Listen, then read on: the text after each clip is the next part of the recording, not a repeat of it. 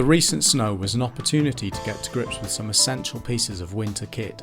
We headed out into the Peak District to meet Craig, a mountain instructor, to teach us the basics. Please be aware that these videos are the result of several hours of instruction condensed into a few minutes. If you're new to any of the pieces of kit featured in these videos, time spent learning how to use it safely with someone like Craig is essential.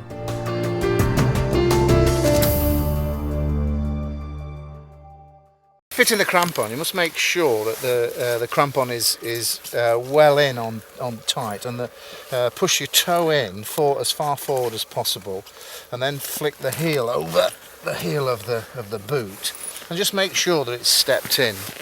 Take the strap, pass it around through the eye at the front there, and try and get all the twists out of the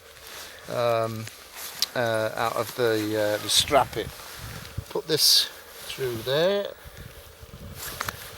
and again get the twists out, and then it's a sort of a self-locking system that we've got here, and we can just open that up and fold that through there.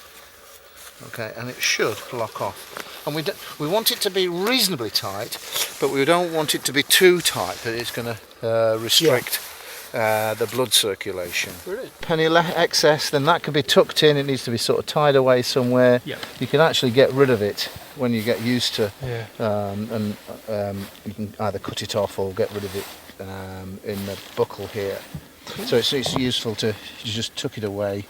It doesn't matter where it goes. You probably put a little half hitch, so it's not in the way when you're walking, or you're not going to step on it from your other foot and trip over. Okay, Ollie, so when we're walking up a snow slope, what we need to do, heavily resting, using the ice axe to lean on, and we want to walk with walking sort of side step.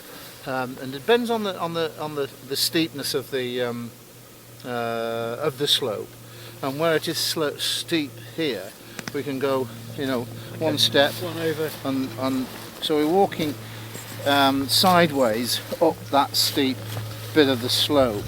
Yeah. And once we get onto fairly easier angled, then we can start walking across, as we got normal. But always having the ice axe in the uphill hand. Yep. And again using as a third leg. So we would put the ice axe down and then step, step, step, step. Yep. Obviously try and get the axe into a really good position, and we can put both hands on, depends on how people feel. Yep. And then just put step down. If you want to use your hand as balance, your other hand as balance, then do so. We're walking down, and we can do that both ways. We can do that going up, and we can do it going down. Go Outdoors would like to thank Craig for helping us produce these videos. Time spent with someone like Craig is an excellent way to brush up on your outdoor skills, and can be a fascinating way to spend a day, whatever your level of experience. Go for it. And the other advantage of knowing Craig is that he's also the what is it?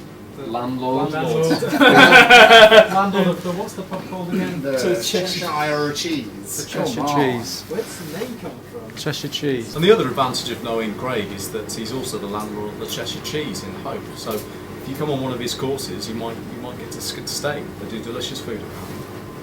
Cheers.